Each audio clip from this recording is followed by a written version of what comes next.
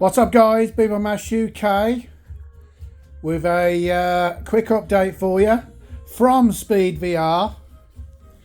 Do you remember in my previous video this morning I said why not get yourself to a local retailer and see if you can pick up a Quest 3? Well, my mate did exactly that, and I've just come back from having a go on his Quest 3. I'm not going to say where he got it from because that would be a bit naughty, but it was on the high street. Okay? Now, first impressions. If you are a HP Reverb G2 user and you want the same sort of visuals, and I'm talking the same sort of visuals, right? For PC VR, excuse me, with an amazing set of optics, as you know, with the pancake lenses, because I'm telling you now, as I'm a pro user, and they are the same. Okay, the blacks aren't quite as black as the pro, especially with local dimming on. But anyway, I'm drifting now. Let me start again. If you are a G2 user and you want the same sharpness but without that horrible sweet spot like a postage stamp, and you want your headset to work every time you put it on your head, as in you don't have to use Windows Mixed Reality, you are going to love the Quest 3. Right? Now, standalone, and that was using the link cable, by the way, the official link cable. Okay, I think he had it set to 300 megabits. I've got mine set to like 500 on my Pro using link cable. He had it set to 300 and it looked pretty spot on. Okay, now standalone. The pass through, not perfect, but a massive improvement over the Quest 2 and the Pro. Resolution in standalone, slightly sharper,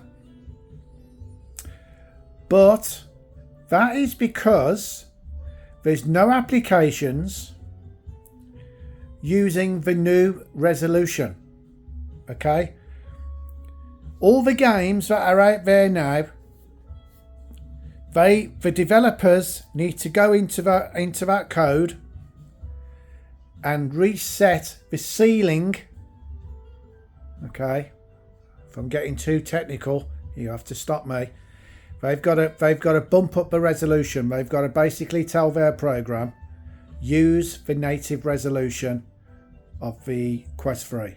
Okay, because at the moment I was playing Resident Evil 4 and it did look sharper and clearer, but that is only because of the pancake lenses. Right, now if Capcom take the code and increase the resolution, recompile it, re-upload it to Oculus Meta for redistribution, that game will look fucking stunning. And I really hope that all these developers do go back to their games and put a little subroutine in the code. If Oculus Quest 3 or Meta Quest 3 equals 1, okay, sorry, it's not 1, is it?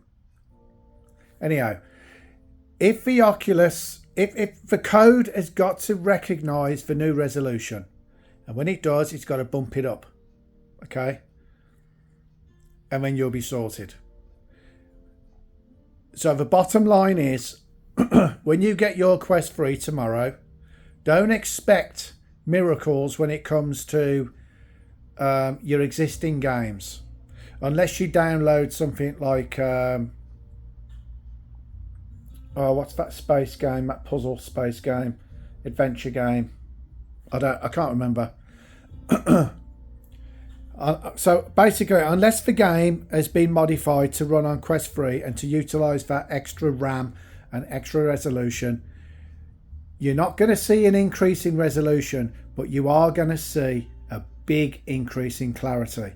And a lot of people at that point will say, oh my God, look at the resolution. But no, it's not look at the resolution, it's look at the clarity, and that's because of the optics, okay, the pancake lenses. Those pancake lenses absolutely are the best on the market at the moment. The Meta pancake lenses, they're even better than the Vario Aero. Excuse me. They're even better than the Aero. The Aero uses aspheric lenses, but the Quest Pro and now the Quest 3 uses pancake lenses, and I think the Pico 4's pancake lenses as well. So as you can imagine, I left his house feeling quite excited. I am looking forward to creating a video that is going to surpass my most popular video at 11,000 views at the minute. And that was the video I did 2 years ago where I compared the Quest 2 against the Reverb G2 V1. So give me a bit of time, but I am going to do a real proper, with loads of swearing, you know me, I've got it, it's just the way I am. There's going to be a proper emotional review, right? And I'm telling you what, I was only using it for about 20 minutes, and I was actually thinking to myself, do you know what? I'm going to send my Aero back. Okay. Now that's not because the Aero is crap.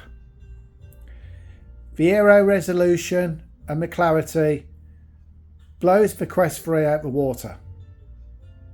Okay, it does. It's obvious. Okay. But where I'm coming from here is the comfort of the Quest 3, even with the strap that comes with it, is more comfortable for people that wear glasses, such as myself, than the Aero, based on my head. Right? The software, I think the implementation of the virtual desktop within the Meta Oculus software is better than the Aero. So once you're in Rift mode, as they call it, you know, I mean, the desktop looked crystal clear. So I'm starting to wish now that I didn't panic and jump on the Aero as quick as I did. I mean, as soon as VR Flight Sim guy said the price has been reduced by 50%, I didn't even bother watching the rest of his video. I immediately went onto the Aero site, Vario site, and bought and paid for that headset. But what I'm seeing in the Quest 3, it's not as good as the Aero, right? But just like the Quest Pro, as an overall package, comfort, size, support, regular updates, solid reprojection software if you like it. I mean, some games I like it, some I don't. I can honestly see by the end of tomorrow evening, right, depending on what time I get my Quest 3, I could be sending my Aero back, because you know you've got to look at these devices as an overall package. You can't just say this Vario Aero is the best headset on the market because of the resolution. you've got to look at everything else. Yes, the software, the Aero base software is fantastic. It runs on the GPU. It's solid. It loads up every time. But every time I put that headset on my head, I am not comfortable, no matter what I do. And I've spent $60 on a comfort kit, and it's made no fucking difference. It's just the shape of my head does not fit with that Aero.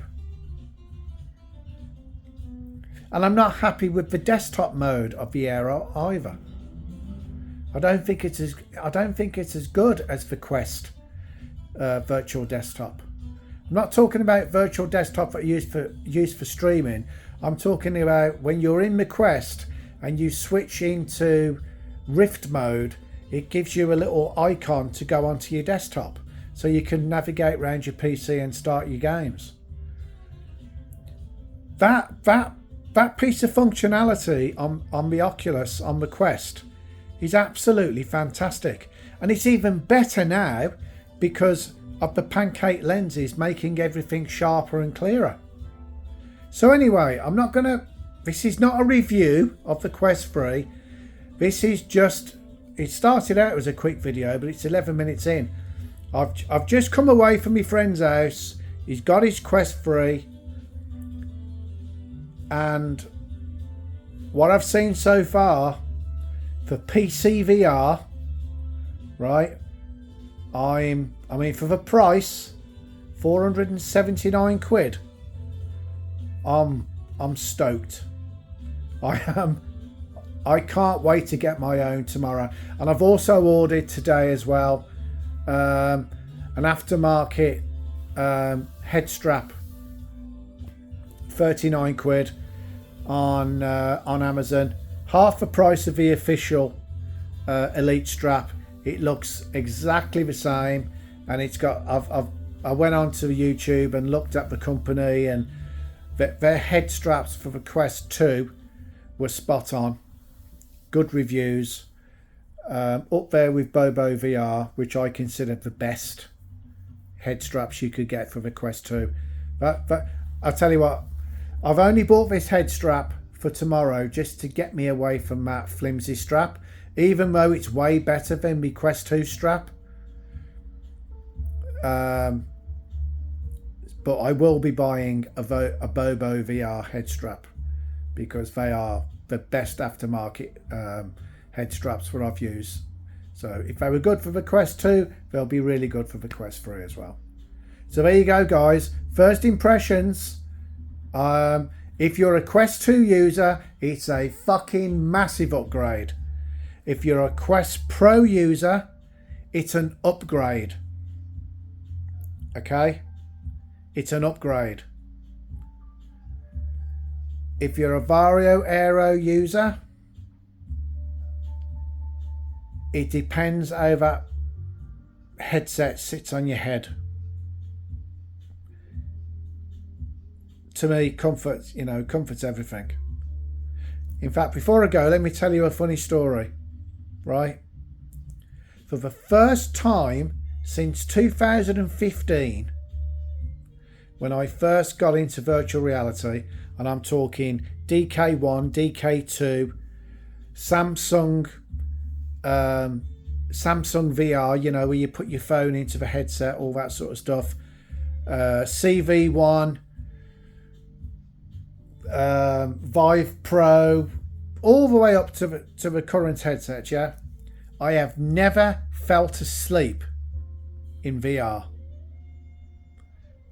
But on Friday evening, I was in a 4-hour session on Microsoft Flight Simulator, and I fell asleep because I was flying from Birmingham to New York.